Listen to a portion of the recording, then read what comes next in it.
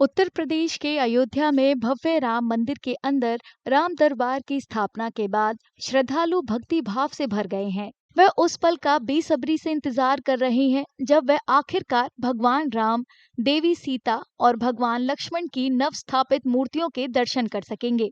वह लंबा इंतजार अब लगभग खत्म होने वाला है। मंदिर निर्माण समिति के अध्यक्ष ने घोषणा की है कि अंतिम व्यवस्था होने के बाद अगले 10 दिनों के भीतर सार्वजनिक दर्शन की व्यवस्था शुरू हो सकती है। वहाँ की व्यवस्था के बारे में भी न्यास विचार कर रहा है। जैसे ऊपर चढ़ने के लिए सीढ़ियों पर रेलिंग की व्यवस्था कैसी हो, कितनी लाइनें हों, किस प्रकार से कोई यदि एक दिशा में उत्तर या दक्षिण दिशा में अपनी चीज़ें, अपनी वस्तुएं रख कर के ऊपर जाता है तो वह वापस कैसे आकर के उसे लेगा। ये सब प्रशासनिक विषय हैं जो न्यास में श्री चंपत राय जी के स्तर पर विचाराधीन है। मेरा अनुमान है कि 1 सप्ताह से 10 दिन के अंदर श्रद्धालुओं को दर्शन की सुविधा मिल जाएगी। 2 दिन पहले 5 जून को राम मंदिर की पहली मंजिल पर राम दरबार का प्राण प्रतिष्ठा समारोह आयोजित किया गया था। इस मौके पर और भी कई अनुष्ठान हुए थे और कई मूर्तियों को स्थापित किया गया था।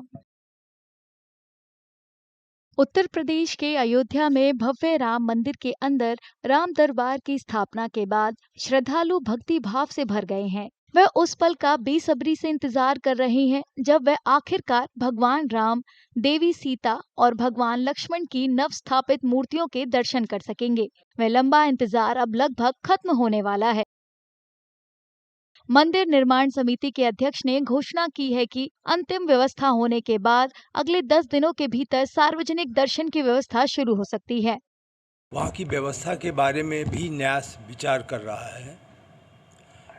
जैसे ऊपर चढ़ने के लिए सीढ़ियों पर रेलिंग की व्यवस्था कैसी हो, कितनी लाइनें हों, किस प्रकार से कोई यदि एक दिशा में उत्तर या दक्षिण दिशा में अपनी चीज़ें, अपनी वस्तुएं रख कर के ऊपर जाता है तो वह वापस कैसे आकर के उसे लेगा।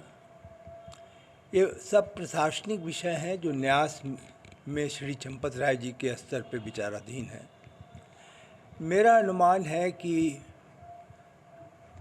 1 सप्ताह से 10 दिन के अंदर श्रद्धालुओं को दर्शन की सुविधा मिल जाएगी। 2 दिन पहले 5 जून को राम मंदिर की पहली मंजिल पर राम दरबार का प्राण प्रतिष्ठा समारोह आयोजित किया गया था। इस मौके पर और भी कई अनुष्ठान हुए थे और कई मूर्तियों को स्थापित किया गया था। अगर आप ये वीडियो YouTube पर देख रहे हैं तो हमारे चैनल को सब्सक्राइब करें और बेल आइकन को दबाना ना भूलें। अगर आप Facebook पर ये वीडियो देख रहे हैं तो हमारे पेज को लाइक करें।